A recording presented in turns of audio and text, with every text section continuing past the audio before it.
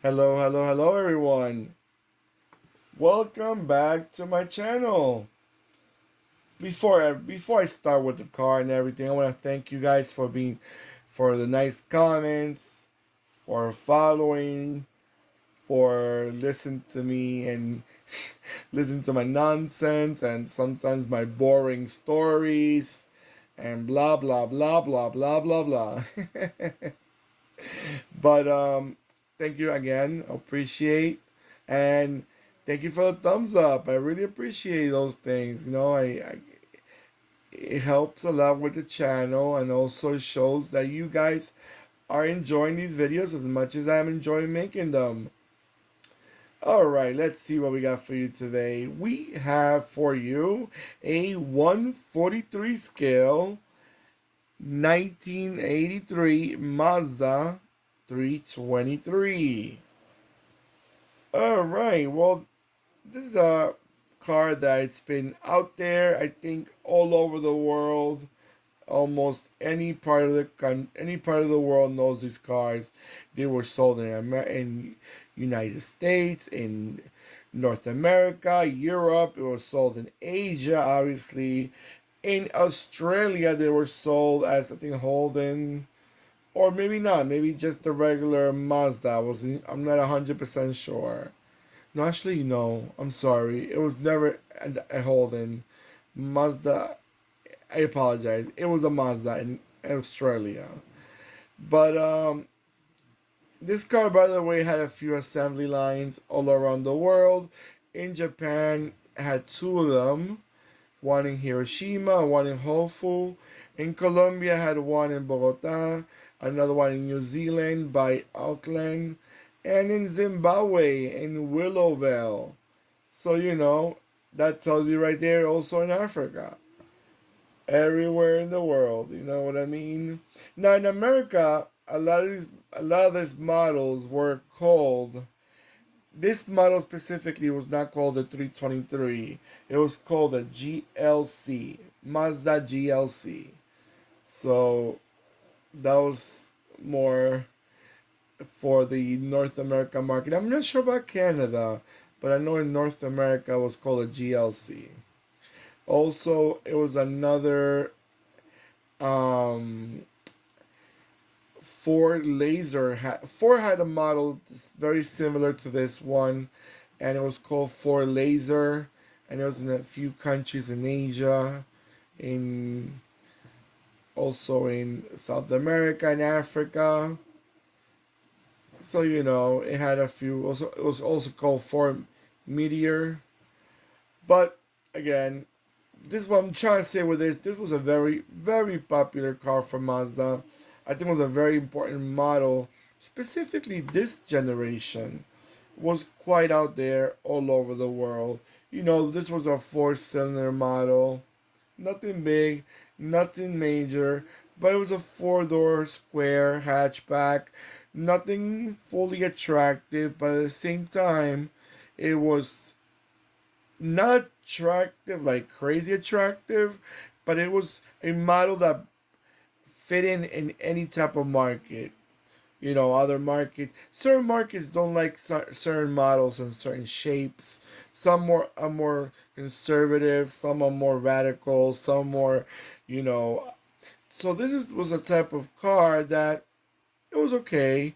It was a bland looking car, but it fitting most of the markets out there. By the way, this diecast it was made by Norev.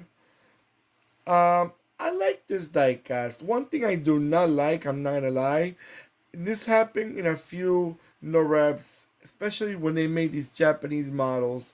And I'm gonna tell you right now what it is. I'm gonna wait until it goes around. You probably figured it out already. Sometimes their paint quality it's not the best. I see some blisters coming up. I'm not liking that. And the tail lights, they have a bad habit. They're not correctly colored. Excuse me. You see, there's no red in the tail lights. Mostly, it's like a transparent type, and that's not the real way to do it. And it's a shame. I gotta say, there's a big shame for Norev. Why? Because the rest of the shape and model, it's so detailed. They took the time to even put the back wiper, the muffler, all the trims, the side mirrors, but you couldn't put the right tail light? Come on. I usually don't criticize, but this is one of my. It kind of bothers me looking at it. I'm a guy that likes details, and I like the correct type of details. But beyond that, it's a great quality. Not great. It's a good quality. Great. I would have been. It would have been great if it was a better quality of paint. I'm not gonna lie, because I have a few Norevs that have this issue with the paint. I'm not sure if they don't use the greatest quality or what's going on, but I've seen them in a few cars. Alright, guys, I'm gonna let it go around a few times so you can have a nice look at it, and I'll be right back.